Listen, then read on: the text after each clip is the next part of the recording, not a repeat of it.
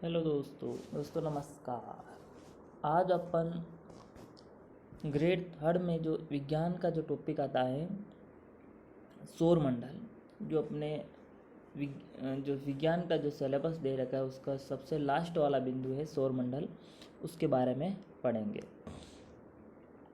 सौरमंडल में चंद्रमा, तारे, सौर परिवार, सूर्य, ग्रह, धूमकेतु और तारामंडल, इन सब का अपन अध्ययन करेंगे। आपकी जानकारी के लिए मैं बता दूं कि ये तारामंडल जो है वो सौर परिवार का सदस्य नहीं होता है।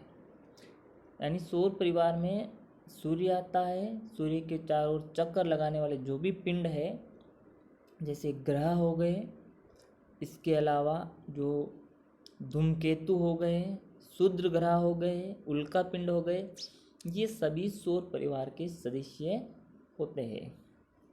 यह पर जो कंटेंट आपके सामने बताया जा रहा है वो कक्षा 8 का जो चैप्टर नंबर 17 है उससे लिया गया है। इसके अलावा इसमें कुछ एडवांस चीज़ें भी है। ये कक्षा 8 जो है एनसीईआरटी की बुक से यह कंटेंट तैयार किया गया है। अगर आपको अच्छा लगे तो आप पढ़िए। यहाँ पर देखिए लिख रखा है कि सभी तारे टिमटिमाते प्रतीत होते हैं। यानी आप जब रात्रि में जब आकाश स्वच्छ होता है तब आप जब आकाश में देखते हैं तो आपको तारे टिमटिमाते हुए प्रतीत होते हैं। और जो पिंड आपको टिमटिमाता हुआ रात्रि में नहीं दिखता है वह ग्रह कहलाता है। यानी ग्रह जो होता है वो रात्रि में अपने को टिमटिमाता हुआ प्रतीत नहीं होता है, जबकि तारे अपने को टिमटिमाते हुए प्रतीत होते हैं। रात्रि के आकाश में सबसे अधिक प्रदीप्त पिंड कौन सा है? चंद्रमा है। यानी रात्रि के आकाश में अगर आपसे पूछे कि सबसे प्रदीप्त पिंड यानी सबसे चमकने वाला पिंड चंद्रमा है। अब देखो खगोलिकी क्या होती है? ये विज्ञान की एक शाखा है जिसमें अपन खगोलीय पिंडों का अध्ययन करते हैं। यानी जो खगोलीय पिंड है और उनसे जो संबंधित घटनाएं जो घटती है ब्रह्मांड में उनका अपन अध्ययन करते हैं, वो खगोलिकी में आता है। चंद्रमा के बारे में क्या लिख रखा है?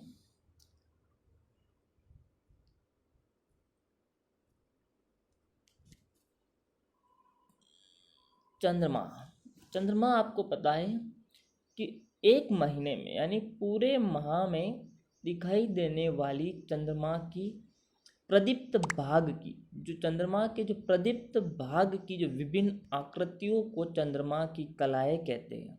यानी जब आप आकाश में देखेंगे एक महीने तक तो चंद्रमा के अलग अलग शेप आपको दिखाई देते हैं। चमकीला जो भाग होता है प्रदीप्त भाग, तो उन प्रदीप्त भाग की जो विभिन्न आकृतियाँ होती है उसे चंद्रमा की कलाएं कहते हैं। ठीक है। अब मैं आपको बता दूं, जब आप पूर्णिमा जो है ना, पूर्णिमा के बाद में जो उसका जो प्रदीप्त भाग है वो घटता जाता है और 15वें दिन एकदम काला हो जाता है। अपने को चंद्रमा बिल्कुल भी दिखाई नहीं देता है, उसे अमावस्या कहते हैं। यानी पूर्णिमा के दिन चंद्रमा का अपने को जो पूर्ण चमकीला भाग एकदम गोलाकार भाग दिखाई देता है। अमावस्या के दिन चंद्रमा बिल्कुल दिखाई नहीं देता है। सबसे इम्पोर्टेंट बात यह है कि अमावस्या के अगले दिन जो चांद आपको दिखाई देता है उस चंद्रमा को बालचंद्र कहते हैं। तो ये चीज़ आपको ध्यान रखना कि बालचंद्र किसे कहते हैं। अमावस्या के अगले दिन दिखाई देने वाला जो चंद्रमा है वो बालचंद्र कहलाता है और फिर आगे 15वें दिन वापस पूर्णिमा आ जाता है। ठीक है। तो इस प्रकार से आप समझ सकते हैं कि एक पूर्णिमा से दूसरी पूर्णिमा तक के बीच की अवधि जो है वो एग्जैक्टली आपको 30 लग रहा है, लेकिन 30 नहीं है बल्कि वो 29 दिन से कुछ अधिक होती है। 29 दिन से थोड़ी अधिक होती है, उसका भी अपन आगे जिक्र करेंगे। तो आपको ये ध्यान रखना है कि एक पूर्णिमा से दूसरी पूर्णिमा के बीच की अवधि 29 दिन से कुछ अधिक होती है। बालचंद्र यानी अमावस्या के अगले दिन, तो शुक्ल पक्ष से स्टार्ट हो जाता है। तो शुक्ल पक्ष की एकम के दर्शन के अगले दिन क्या मनाई जाती है? ईद उल फितर मनाई जाती है। यानी ये कुछ अपने त्योहार है जिसके बारे में, जैसे दीपावली कब मनाई जाती है? तो दीपावली अमावस्या के दिन मनाई जाती है। ठीक है, तो बालचंद्र के दर्शन के अगले दिन क्या मनाते हैं? ईद उल फितर मनाया जाता है।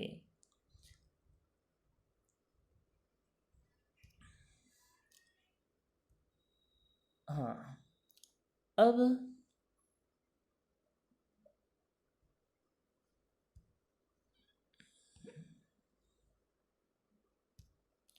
हाँ ठीक है, सूर्य के परावर्तित प्रकाश के कारण चंद्रमा हमें दिखाई देता है। यानी चंद्रमा का अपना कोई प्रकाश नहीं होता है। चंद्रमा जो है वो सूर्य के प्रकाश से चमकता है। जब सूर्य का प्रकाश चंद्रमा पर गिरता है और वहाँ से परावर्तित प्रकाश जब हमारी आंखों में पहुँचता है, तब हमें चंद्रमा दिखाई देता है। तो आप समझ गए चंद्रमा किस कारण दिखाई देता है? सूर्य के परावर्तित प्रकाश के कारण। हम चंद्रमा के उसी भाग को देख पाते हैं जिस भाग से सूर्य का परावर्तित प्रकाश हम तक पहुंचता है। अपने को वही भाग दिखता है जहाँ से परावर्तित प्रकाश हमारे तक पहुंचता है। चंद्रमा जो होता है वो पृथ्वी की परिक्रमा करता है। आपको बता दूं कि पृथ्वी को ग्रह कहते हैं। अब जब कोई पिंड ग्रह के चारों ओर चक्कर लगाता है उसे उपग्रह कहा जाता है। तो चंद्रमा एक प्रकार से उपग्रह हो गया पृथ्वी का। तो चंद्रमा पृथ्वी की परिक्रमा करता है और पृथ्वी जो है वो चंद्रमा सहित सूर्य की परिक्रमा करती है। ठीक है, चंद्रमा सहित सूर्य की परिक्रमा करती है पृथ्वी।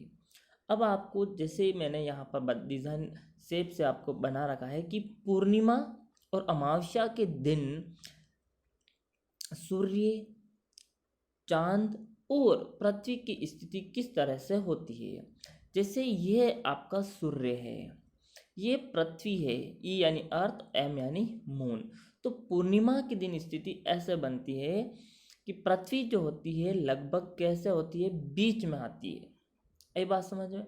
इस तरह से ये पूर्णिमा की स्थिति बनती है। और अमावस्या के दिन क्या होता है? जो चंद्रमा होता है वो चंद्रमा एकदम बीच में आ जाता है। अब भाई साहब चंद्रमा बीच में है तो सूर्य का प्रकाश इस पर गिरता है तो इधर इस साइड में ही गिरेगा, इस साइड में नहीं गिरता है। तो ये भाग हमको डार्क डार्क दिखाई देता है, डार्क डार्क दिखाई देगा, इसीलिए वो दिखाई नहीं देता। कहने का मतलब तो वो अमावस्या हो जाती है। और पूर्णिमा के दिन क्या होता है कि ये जो सूर्य का प्रकाश है ना, इस चंद्रमा को पूरी तरह से ये जो आपको दिख रहा है इसका मतलब ऐसा मत समझ लेना कि ये चंद्र ग्रहण हो रहा है। चंद्र ग्रहण नहीं है, बल्कि ये सूर्य स्ट्रेट लाइन में ना होकर के थोड़ा सा साइड में भी हो सकता है। तो इस कारण पृथ्वी है तो इस तरफ है ना बीच में, तो ये चंद्रमा का पूर्ण चक्री भाग जो है वो हमको दिखाई देता है। ठीक है, ये पूर्णिमा और अमावस्या के दिन पृथ्वी, सूर्य और चंद्रमा की स्थितियों का वर्णन।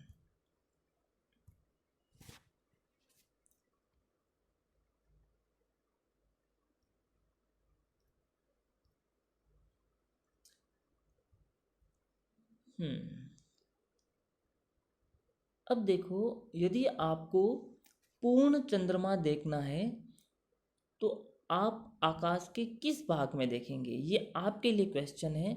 आप मुझे इसका आंसर कमेंट बॉक्स में बताना कि यदि आपको पूर्ण चंद्रमा पूर्ण चंद्रमा देखने के लिए अब आप आकाश की किस भाग में देखेंगे? इसका आंसर मुझे आप कमेंट बॉक्स में बताना। चंद्रमा पृथ्वी की एक परिक्रमा, जो चंद्रमा है वो पृथ्वी की परिक्रमा करता है। तो कितना समय लगाता है भाई साहब? ये लगाता है 27 दिन और 8 घंटे। कितना दिन लगाता है? 27 दिन और 8 घंटे, यानी पृथ्वी की परिक्रमा में 27 दिन और 8 घंटे चंद्रमा लगाता है। जबकि आपको बता दूं, वो ऊपर जो आपने अवधि पढ़ी कि 29 दिन से कुछ अधिक होता है, वो 29 दिन से कुछ अधिक वो सूर्य के संदर्भ में है, जबकि यहाँ पर पृथ्वी के संदर्भ में आ रहा है। तो चंद्रमा पृथ्वी की एक परिक्रमा 27 दिन और 8 घंटे में पूरी करता है। और आपको बता दूं कि इतने ही समय में अपने अक्ष पर एक घूर्णन भी कंप्लीट कर लेता है। यानी 27 दिन और 8 घंटे में एक पूरा का पूरा राउंड चक्कर लगा देता है और अपने स्थान पर एक पूरा का पूरा चक्रण भी पूरा कर लेता है, घूर्णन भी कंप्लीट कर लेता है। इसी कारण तो हमें चंद्रमा का सदैव एक ही भाग दिखाई देता है, क्योंकि जितने समय में वो परिक्रमा करता है उतने ही समय में एक घूर्णन भी कंप्लीट कर लेता है। इस कारण हम उसका सदैव एक ही भाग देख पाते हैं। तो आपको बता दें कि पृथ्वी से अपन मैक्सिमम चंद्रमा का 57% भाग देख सकते हैं। कितना भाग देख सकते हैं? 57% भाग अपन पृथ्वी से देख सकते हैं चंद्रमा का। अब देखो चंद्रमा पर क्या है क्या नहीं है, उसके बारे में भी अपन अध्ययन कर लेते हैं। चंद्रमा का पृष्ठ कैसा है, यानी चंद्रमा पर वैज्ञानिक गए हैं तो वहाँ पृष्ठ का अध्ययन भी किया उन्होंने। तो चंद्रमा का पृष्ठ धूल भरा तथा निर्जन है, यानी एकदम मिट्टी धूल है और एकदम निर्जन, वहाँ कोई जन नहीं है। गहरे गहरे गर्त है और खड़ी ढाल वाले ऊंचे पर्वत, यानी ऐसे ऊंचे पर्वत जिनका ढलान एकदम तीक्ष्ण है ना, खड़ी ढाल है उनकी, उबड़ खाबड़, यानी अपन यूं कह सकते हैं साधारण भाषा में कि चंद्रमा का पृष्ठ एकदम उबड़ खाबड़ है। कुछ पर्वत तो ऊंचाई में, यानी हाइट में पृथ्वी के सर्वाधिक ऊंचाई के पर्वतों के समान है। यानी अपनी पृथ्वी के जो सर्वाधिक ऊंचे ऊंचे पर्वत है जैसे माउंट एवरेस्ट, उन उतनी ही ऊंचाई के पर्वत भी चंद्रमा पर देखने को मिलते हैं। अब आपको बता दें कि चंद्रमा का सबसे ऊंचा पर्वत लिबनिट्स पर्वत है। क्या नाम है? लिबनिट्स पर्वत। और ये लिबनिट्स पर्वत चंद्रमा के दक्षिणी ध्रुव पर स्थित है, जो चंद्रमा का सबसे बड़ा पर्वत है। और अब चंद्रमा जो है वो पृथ्वी के परिक्रमा करता है, तो भाई साहब इसका जो पथ है वो पथ दीर्घवृत्ताकार पथ पे ये चक्कर लगाता है। यानी अगर आपसे पूछ ले कि चंद्रमा का पथ कैसा है, तो दीर्घवृत्ताकार है। कौन सा है? दीर्घवृत्ताकार। इसको जीवाश्म ग्रह भी कहते हैं, चंद्रमा को जीवाश्म ग्रह भी कहते हैं, क्योंकि वहाँ जीवाश्म पाए गए, इस कारण इसे जीवाश्म ग्रह भी कहा जाता है।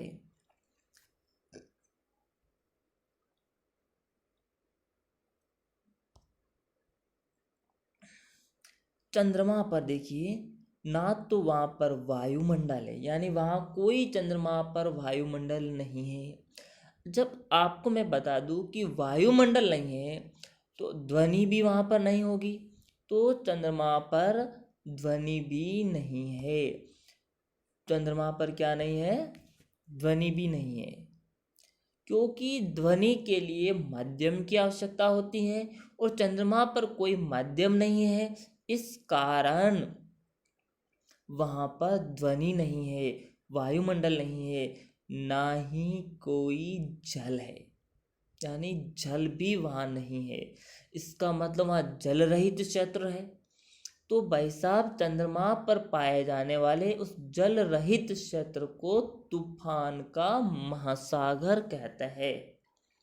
ये जो कुछ एनसीईआरटी से हट के जो कुछ इसमें जो बिंदु है, वो बिंदु लुसेंट की गाइड से लिए गए हैं, जो कि एक ऑथेंटिक गाइड मानी जाती है। एनसीईआरटी का ही सार संग्रह होती है वो, उससे है, और बाकी कक्षा 8 से एक भी बिंदु उसका नहीं छोड़ा है अपने इस कंटेंट में, ये आप ध्यान रखें। तो ना तो वायुमंडल है ना ही जल है, और वहाँ पर जल रहित क्षेत्र तूफान का महासागर कहलाता है। अब आपको बता दें कि चंद्रमा का जो अध्ययन विज्ञान की जिस शाखा में किया जाता है उसे सेलेनोलॉजी कहते हैं। तो सेलेनोलॉजी में किसका अध्ययन करते हैं? चंद्रमा का अध्ययन करते हैं। चंद्रमा पर धूल के मैदान क्या कहलाते हैं? शांति सागर कहलाते हैं, क्योंकि शांति है चंद्रमा पर, ध्वनि ही नहीं है, तो उनके धूल के मैदान शांति सागर कहलाते हैं। और वहाँ जल रहित क्षेत्र तूफान का महासागर कहलाता है।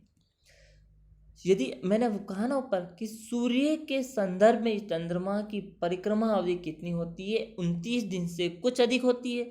अब कुछ अधिक कितनी होती है? 29.53 दिन होती है। 29.53 यानी 29.53 दिन होती है। और इसको एग्जैक्ट देखें तो 29 दिन 12 घंटे 44 मिनट और 2.8 सेकंड। ठीक है, 29 दिन 12 घंटे 44 मिनट 2.8 सेकंड है। आप सिंपल से ऐसे याद रख सकते हैं, 29.53 दिन होती है। और एग्जैक्ट देखें तो 29 दिन 12 घंटे 44 मिनट 2.8 सेकंड होती है। ये जो अवधि है, इस अवधि को एक साइनोडिक मास या एक चंद्रमास कहते हैं। एक साइनोडिक मास अथवा एक चंद्रमास कहा जाता है।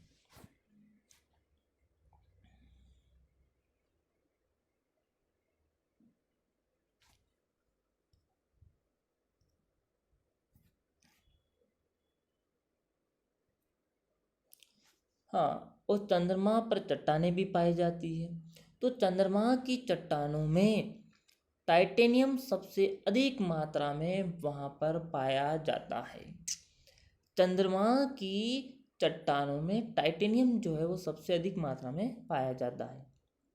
चंद्रमा उतना ही पुराना है जितना कि पृथ्वी, यानी इन पृथ्वी और चंद्रमा का दोनों का जो जीवन काल है वो लगभग सेम है। ऐसे आप कह सकते हैं कि उनकी उत्पत्ति लगभग उस एक ही समय हुई है। देखिए, जब चंद्रमा पृथ्वी के सबसे अधिक निकट होता है ना, जब चंद्रमा पृथ्वी के सबसे अधिक निकट होता है तो उस स्थिति को सुपर मून कहते हैं या पेरिजी फूल मून कहा जाता है। जब चंद्रमा पृथ्वी के सबसे अधिक निकट होता है तो उसे सुपर मून या पेरिजी फूल मून कहते हैं। जब किसी माह में 2 पूर्णिमाएं आती है ना, किसी माह में 2 पूर्णिमाएं आ जाती है, तो दूसरी पूर्णिमा को ब्लू मून कहते हैं। दूसरी पूर्णिमा को क्या कहा जाता है? ब्लू मून कहा जाता है। दूसरी पूर्णिमा को ब्लू मून कहते हैं।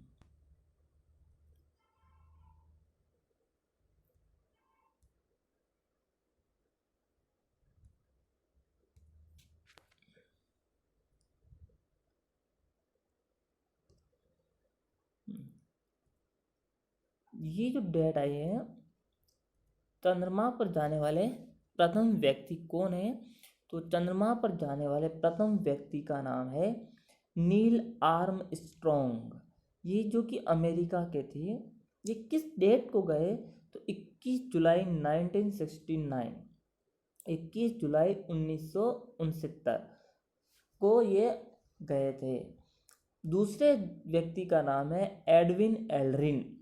चंद्रमा पर जाने वाले दूसरे व्यक्ति एडविन एल्ड्रिन है। और जबकि पहला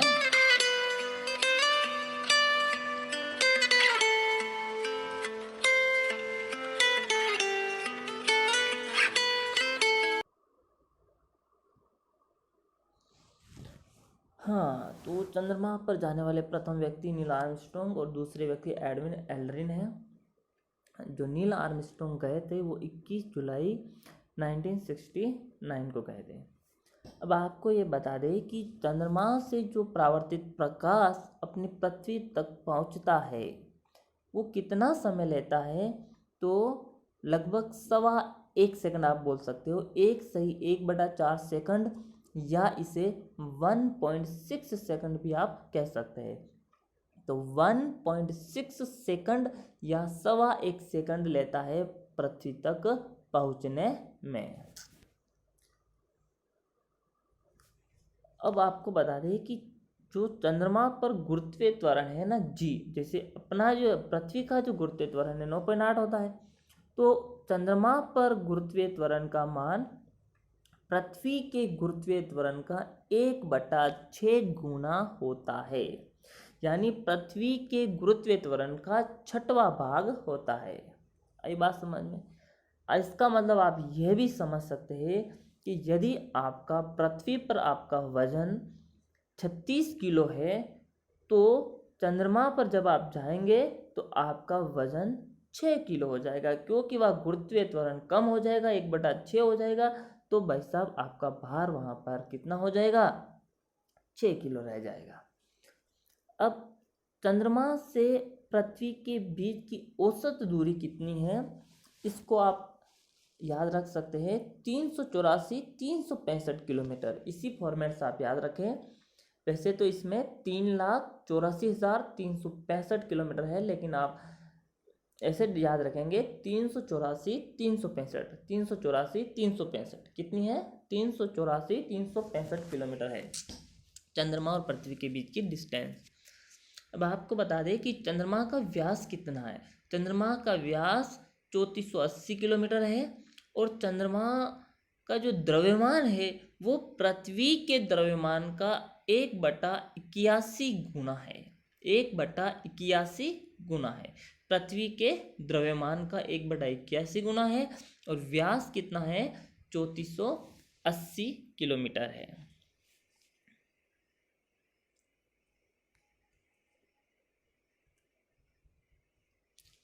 तारे, यानी हमने चंद्रमा के बारे में अध्ययन कर लिया। अब अपन पढ़ेंगे तारे। तारे क्या होते हैं, तारामंडल क्या होता है, उसके बारे में। तारे वो होते हैं जिनका स्वयं का प्रकाश होता है। चंद्रमा का कोई प्रकाश नहीं होता स्वयं का, जबकि तारों का स्वयं का प्रकाश होता है। और आकाश में आपको जो सूर्य दिखाई देता है, वो सूर्य भी एक प्रकार का तारा ही है। लेकिन सूर्य हमारी जो पृथ्वी है या हमारी जो आकाशगंगा है दुग्ध मेखला, उससे सबसे पास में है, इस कारण वो हमें सबसे बड़ा दिखाई देता है। ठीक है, तो सूर्य भी एक तारा है। और भाई साहब, सूर्य की पृथ्वी से डिस्टेंस कितनी है, तो सूर्य की पृथ्वी से दूरी अगर आप किलोमीटर में देखें तो 15 करोड़ किलोमीटर है। यानी सूर्य जो है पृथ्वी से 15 करोड़ किलोमीटर दूर है, 15 करोड़ किलोमीटर। और यदि आप प्रकाश ईयर में देखें, लाइट ईयर में, आपको बता दें कि प्रकाश वर्ष क्या होता है। जो लंबी दूरी होती ना, लंबी डिस्टेंस, उसके लंबी डिस्टेंस को मापने के लिए प्रकाश वर्ष इकाई को काम में लेते हैं। अब प्रकाश वर्ष का मतलब क्या? प्रकाश जो है ना, मतलब एक साल में कितनी दूरी तय करता है, वो प्रकाश वर्ष में काउंट की जाती है। और आपको बता दें प्रकाश की चाल कितनी होती है। प्रकाश की चाल 3 × 10⁸ किलोमीटर प्रति सेकंड होती है। सॉरी, मीटर प्रति सेकंड, इसको कंफर्म अपन बाद में करते हैं। ये मीटर प्रति सेकंड नीचे आ गया। 3 × 10⁸ मीटर प्रति सेकंड प्रकाश की चाल होती है। ठीक है, तो सूर्य की पृथ्वी से डिस्टेंस है, अगर लाइट ईयर में देखें तो 8 प्रकाश मिनट है। कितनी है? 8 प्रकाश मिनट। आपको ध्यान रखना है, 8 प्रकाश मिनट या 15 करोड़ किलोमीटर। आपके बता दें कि सूर्य के पश्चात जो अपना पृथ्वी के पास का जो तारा है, दूसरे नंबर का, तो दूसरा निकटतम तारा अल्फा सेंटोरी का प्रॉक्सिमा सेंचुरी है। यानी जो अल्फा सेंचुरी ग्रुप है, उस अल्फा सेंचुरी का प्रोक्सिमा सेंटोरी है, प्रोक्सिमा सेंटोरी है। और इस प्रोक्सिमा सेंटोरी की पृथ्वी से डिस्टेंस कितनी है? 4×10⁻13 किलोमीटर है। कितनी है? 4×10⁻13।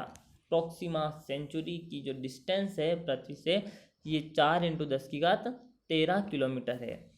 और अगर लाइट ईयर में देखें तो अल्फा सेंटोरी 4.3 लाइट ईयर दूर है। कितना है? 4.3 लाइट ईयर दूर है।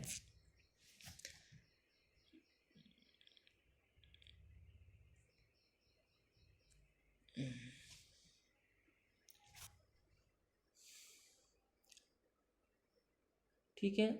अब प्रकाश की चाल की बात करें आप, तो प्रकाश की चाल होती है 3×10⁸ मीटर प्रति सेकंड। ये सीधा का सीधा क्वेश्चन भी उठ के आ सकता है कि प्रकाश की चाल होती है, तो प्रकाश की चाल 3×10⁸ मीटर प्रति सेकंड होती है।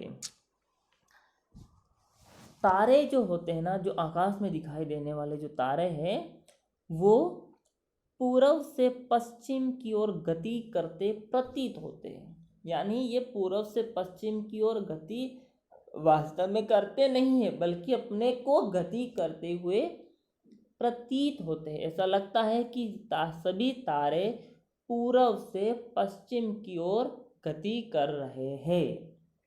ठीक है ना? लेकिन रियलिटी में गति नहीं करते, वो प्रतीत होते हैं।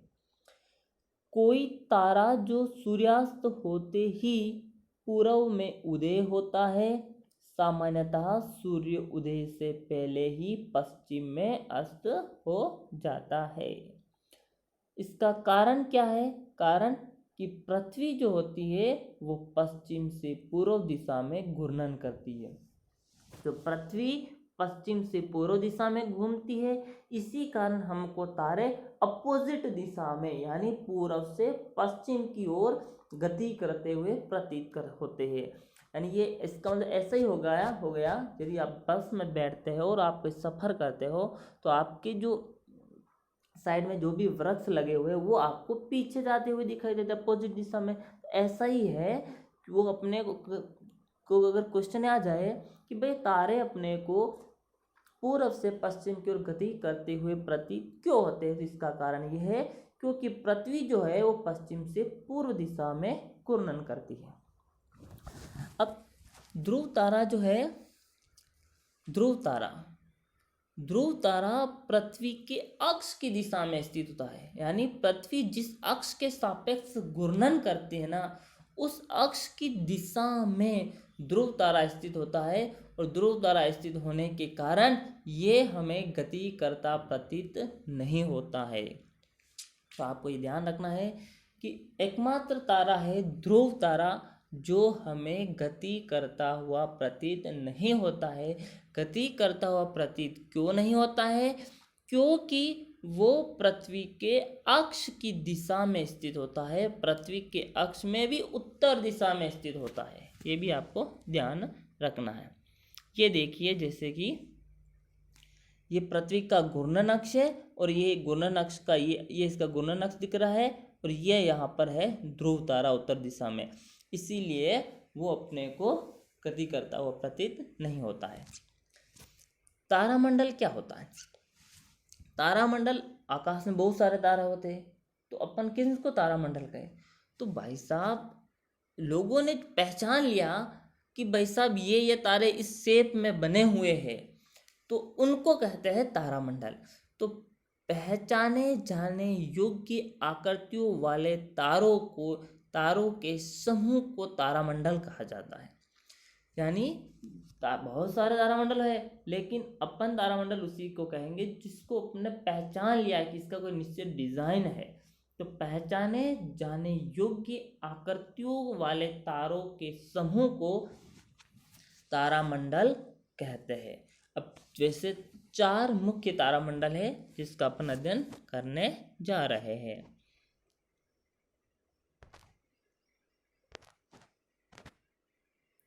सबसे पहले तारामंडल आता है अर्सा मेजर।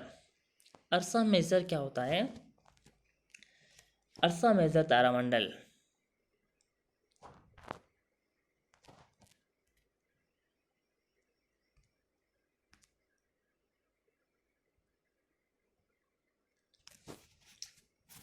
अर्सा मेजर, पहले तो इसके उपनाम क्या है।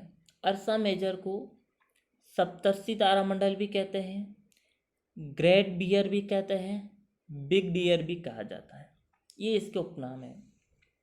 अर्सा मेजर, सप्तर्षि, ग्रेट बियर, डिग बियर। यानी बियर का मतलब बियर यानी भालू होता है, तो इसकी शेप लगभग भालू की तरह भी दिखती है, इस कारण लोग इससे ग्रेट बियर नाम दे दिया। बिग डियर दे दिया यानी बड़ा हिरण, big deer. Big dear, great bear और सप्तर्षि और अर्सा मेजर, ये एक ही तारामंडल के नाम है। अब सप्तर्षि से आप समझ गए होंगे कि इसमें तारे कितने हैं, 7 तारे होते हैं। इसका जो डिज़ाइन आप देखना चाहेंगे तो ये इसका डिज़ाइन है। ये जो डिज़ाइन है वो एकदम प्राचीन काल में इसको कलछी बोला जाता था।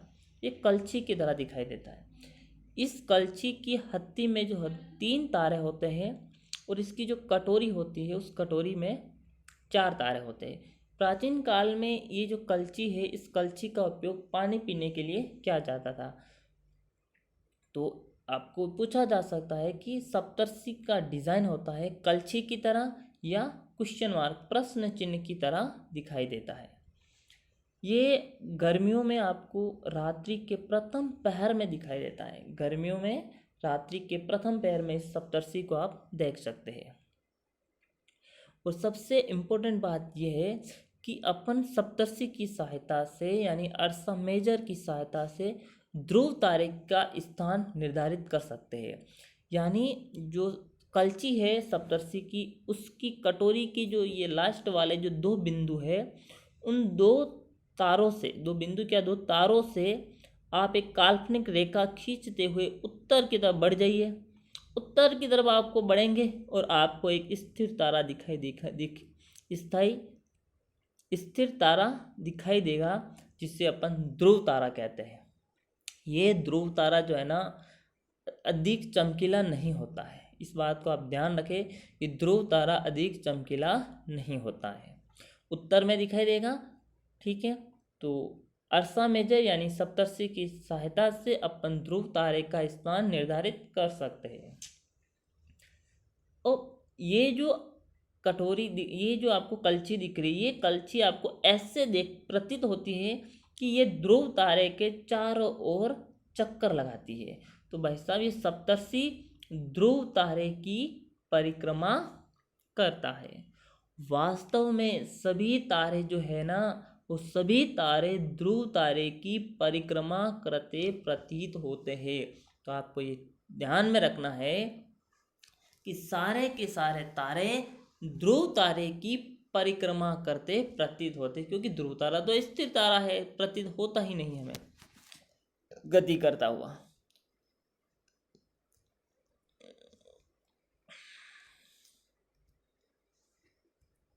हाँ, अब ध्रुव तारा भाई साहब जो है ना, वो आपको दक्षिणी गोलार्ध से दिखाई नहीं देता है। यानी ध्रुव तारा अपने को उत्तरी गोलार्ध में ही दिखाई देता है, क्योंकि उत्तर दिशा में होता है, उत्तरी गोलार्ध में दिखाई देगा।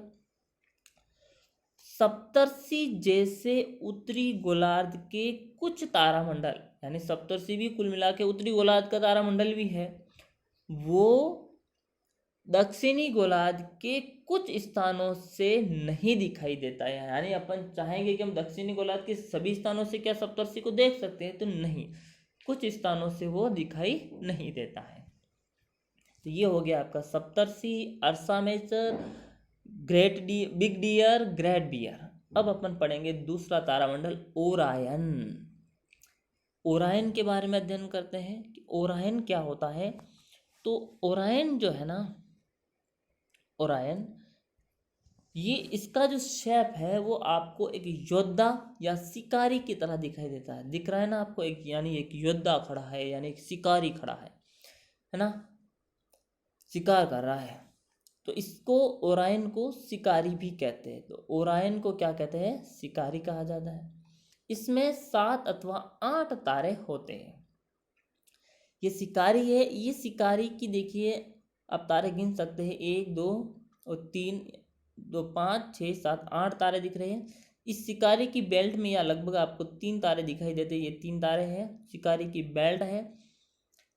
और अब इस बेल्ट से यदि आप पश्चिम दिशा की ओर देखेंगे, किस दिशा में देखेंगे? पश्चिम दिशा में। तो पश्चिम दिशा में यदि आप जाते हैं तो भाई साहब आपको एक तारा दिखाई देगा, सीरियस तारा। ये सीरियस तारा या लुब्धक तारा भी इसे कहते हैं।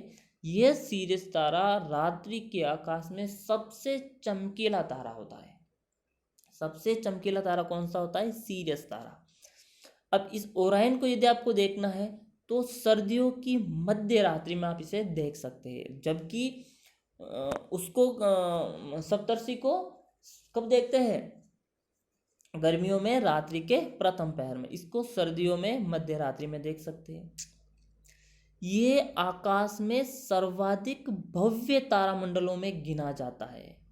इसको आप ध्यान रखें कि ओराइन जो है तारामंडल सर्वाधिक भव्य तारामंडलों में गिना जाता है। और आकाश में सबसे अधिक चमकीला तारा कौन सा है? सीरियस तारा है। सबसे अधिक चमकीला जो तारा है वो सीरियस तारा है, जो ओराइन की बेल्ट से अपन उसकी स्थिति को निर्धारित कर सकते हैं।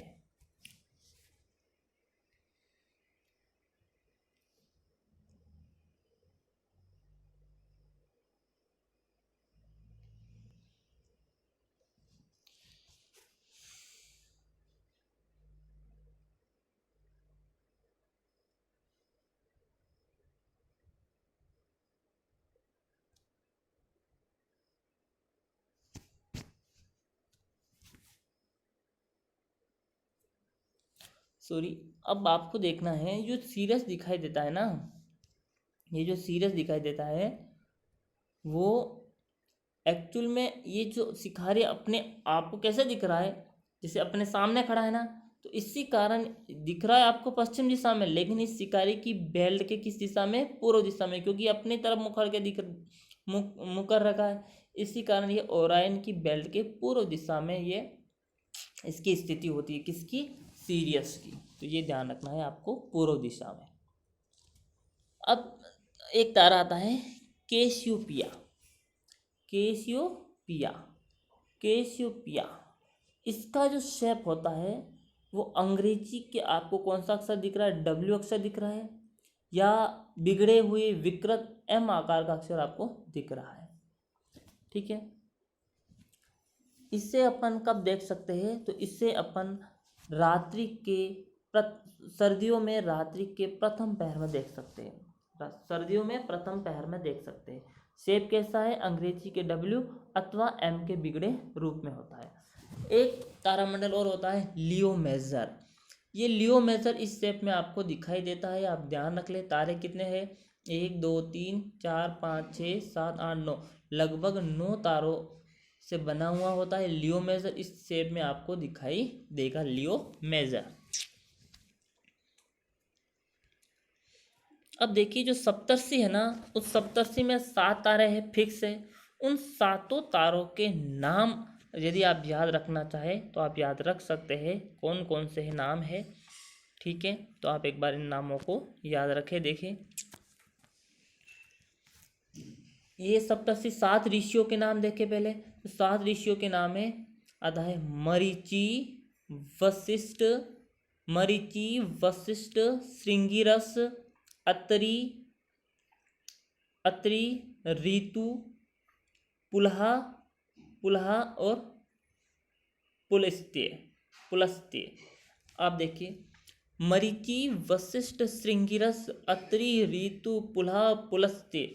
मरीचि, वशिष्ठ, श्रृंगिरस, अत्रि, ऋतु, पुलहा, पुलस्त्य।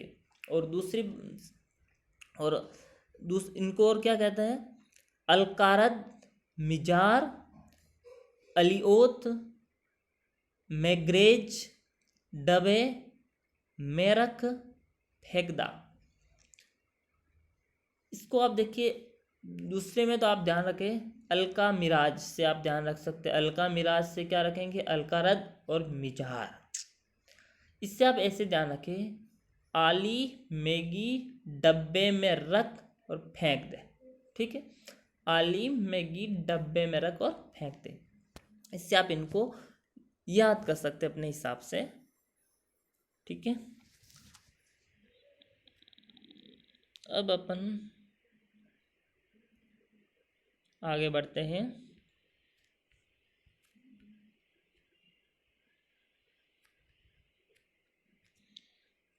हाँ, तो किसी भी तारामंडल में 5 या 10 तारे ही नहीं होते, यानी अपन अब यहाँ पर आ रहे हैं ना, 7 आ रहा है, 8 या 9 आ रहे हैं, तो वास्तव में भाई साहब किसी तारामंडल में 5-10 तारे नहीं होते। हमें केवल चमकीले तारे ही दिखाई देते, जो चमकीले चमकीले होते हैं ना वही दिखाई देते, बाकी उसमें बहुत सारे तारे होते हैं। किसी तारामंडल के सभी तारे हमसे समान दूरी पर नहीं होते, यानी वो आपको जब 70 से दिख रहा है तो क्या उसके सातों तारे समान डिस्टेंस पे है हमारे से? नहीं है। वे आकाश में केवल एक ही दृश्य रेखा में है, वो केवल एक ही दृश्य रेखा में, एक तारा कुछ ऊपर हो सकता है, कुछ नीचे हो सकता है, लेकिन दृश्य रेखा जो है ना वो एक ही दृश्य रेखा में दिखाई देते हैं। तो आज हमने चंद्रमा के बारे में और तारामंडल के बारे में अध्ययन कर लिया है, कंप्लीट और फुल डिटेल से अध्ययन किया है। ठीक है, ये वीडियो अगर आपको पसंद आए तो लाइक करें, सब्सक्राइब करें और अपने दोस्तों में शेयर करें।